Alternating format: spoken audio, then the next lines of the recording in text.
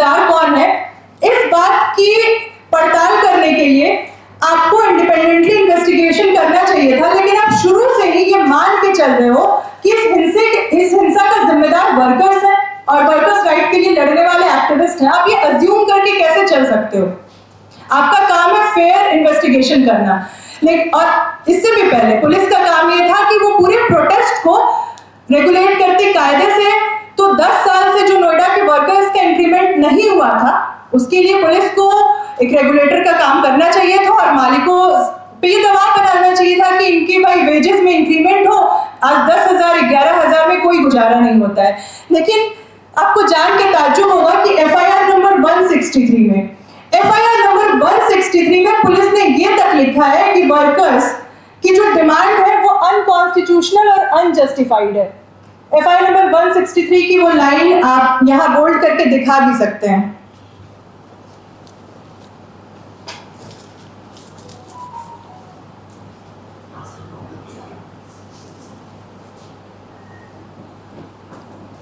with the aim of pressurizing the state government to fulfill their unreasonable and unconstitutional demands, ये लिखा है इस पूरे प्रोटेस्ट के बारे में, जो कि हम आज जानते हैं कि जब से इस देश में लगातार पिछले 10 सालों में महंगाई बेतहाशा बढ़ी है, एलपीजी क्राइसिस के बाद कौन सोच सकता है कि 10,000 में किसी परिवार का गुजारा होगा।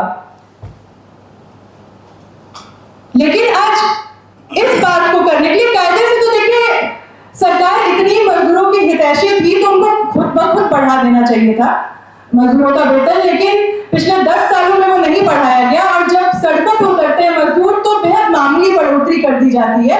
13,500 रुपए बढ़ाने के बाद वो ये दिखाते हैं कि उन्होंने काफी मजदूरों के हक में काम किया है, जो कि आज भी हम जान रहे हैं कि जो बढ़ोतरी हुई भी है वो एकदम इनसफिशिएंट है, वो भी नाकाफी है।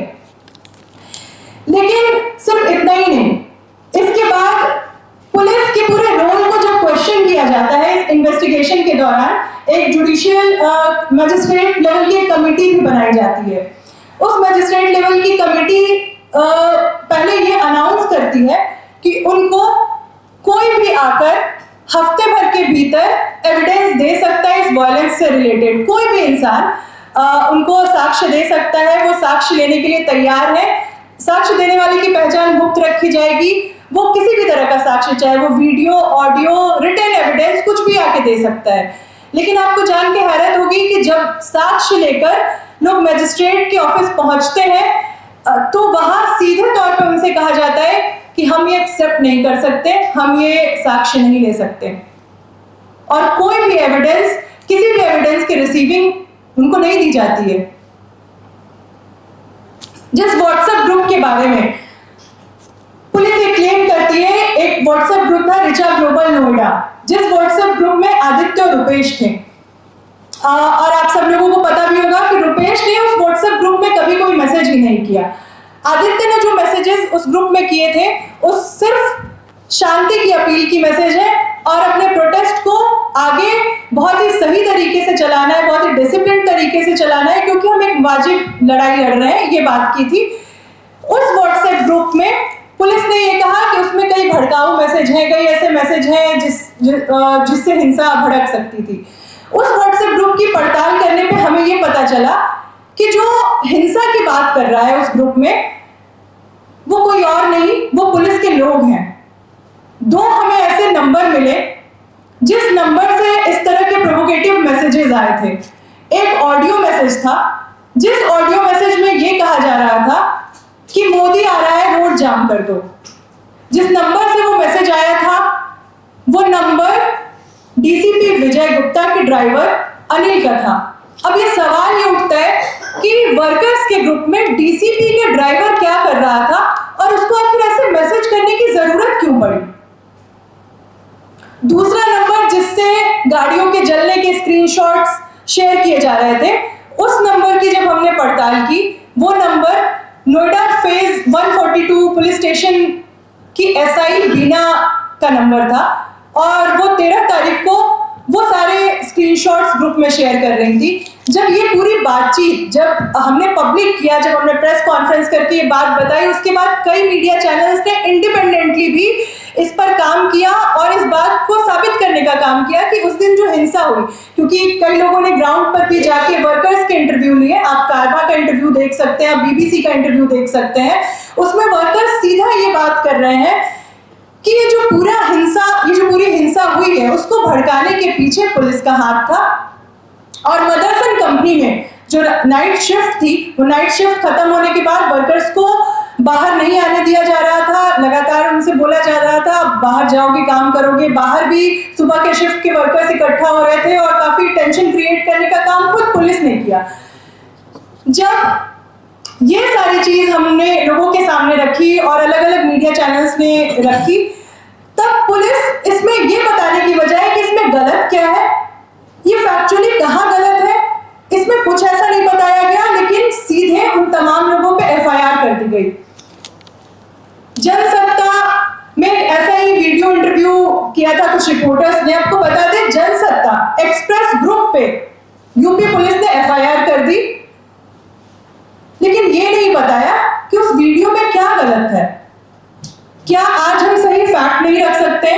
क्या आज यूपी पुलिस इस पूरे सवाल के घेरे से बाहर हो गई है? क्या पुलिस पे क्वेश्चन करना गलत है, जबकि तमाम साक्ष्य कुछ और कह रहे हैं?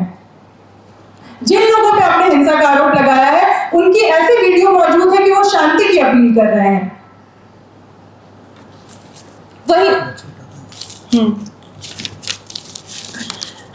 और वही दूसरी तरफ मतलब तमाम ऐसे इंडिविजुअल जो फेसबुक पेज है, व्हाट्सएप है, लोगों को उनको भी बैन किया जा रहा है। आपको बता दें, बिगुल का पेज, कारवा का फेसबुक पेज, उसको बैन कर दिया गया, ये बताते हुए कि आप गलत खबरें चला रहे हो। इसमें गलत क्या गलत है, ये कहीं भी यूपी पुलिस बताने की जरूरत नहीं समझ रही है। मेरा व्हाट्सएप ब्लॉक कर दिया गया और ऐसे कई और लोगों के नंबर्स ब्लॉक कर दिए गए। तो मतलब इस वक्त हम समझ सकते हैं कि पुलिस बिना कोई साक्ष्य, बिना किसी गवाह, बिना मतलब इनका इन्वेस्टिगेशन किस चीज पे आधारित है? आपको किसी चीज की जरूरत नहीं है लोगों को अक्यूज बताने के लिए, आप किसी पर भी एनएसए लगा सकते हो। और मतलब आपको बता दें, जैसे मेरे जैसे ही तमाम बहुत सारे ऐसे सोशल एक्टिविस्ट हैं जो लोगों के राइट्स के लिए, डेमोक्रेटिक राइट्स के लिए, ह्यूमन राइट्स के लिए लड़ते हैं, ऐसे सोशल पॉलिटिकल एक्टिविस्ट हैं, उन सब लोगों के नाम पुलिस ने अपने डॉक्यूमेंट्स में, अपने तमाम एफआईआर से लेके एनएसए के डॉक्यूमेंट्स में दर्ज किए, ताकि कभी भी उनको उठाया जा सके। पूरे इस जो वर्कर्स का मूवमेंट है, जो लेबर राइट्स के लिए होने वाला मूवमेंट है, उसको क्रिमिनलाइज किया जा सके। आगे से लोग ये क्वेश्चन ही ना कर सके कि भाई आज क्यों बढ़ती महंगाई के साथ हमारा वेतन नहीं बढ़ रहा है, हमारे पैसे नहीं बढ़ रहे हैं, हमारा डबल रेट के साथ ओवरटाइम का भुगतान क्यों नहीं हो रहा है, क्यों फैक्ट्री में कोई लेबर लॉ लागू नहीं हो रहा है। ये सारे सवाल ही ना उठ खड़े हो। इसीलिए ये सरकार ऐसे एग्जाम्पल सेट करना चाहती है और ये इनका पुराना पैटर्न रहा है, ये आज का पैटर्न नहीं है। बीजेपी गवर्नमेंट के तमाम इस तरह के प्रोटेस्ट को क्रिमिनलाइज करने का इनका पैटर्न है, चाहे वो सीएनआरसी हो, भीमा कोरेगांव हो, इन तमाम जगहों पे इन्होंने कभी पाकिस्तान से लिंक बता के, कभी अर्बन नक्सल बता के, कभी यहाँ तक कि ये कुछ भी बोल सकते हैं, ये बता सकते हैं कि आप लेफ्ट आइडियोलॉजी से थे, इसीलिए आपके ऊपर एनएसए लगा दिया गया, आपको तमाम एफआईआर्स में घसीटा जा रहा है। तो इस देश में आज आइडियोलॉजी, लेफ्ट आइडियोलॉजी का होना मतलब आप अपराध कर रहे हो, आप अपराधी हो। आप भगत सिंह की बात कर रहे हो तो आप अपराधी हो। तो ये आज जो हो रहा है, इसको अगर आज हम होने देते हैं तो कल को वो दिन दूर नहीं है जब आपको ये भी पता चलेगा कि हमारे ऊपर भी एनएसए लगाया गया, यूएपीए लगाया गया, हम भी जेलों के भीतर सड़ रहे हैं बिना किसी एविडेंस के, बिना किसी गवाह के। हम जो सच बोलने वाले लोग हैं, तमाम देश भर में ये अलग अलग एक्टिविस्ट, अलग अलग जर्नलिस्ट इस पूरी चीज को झेल भी रहे हैं।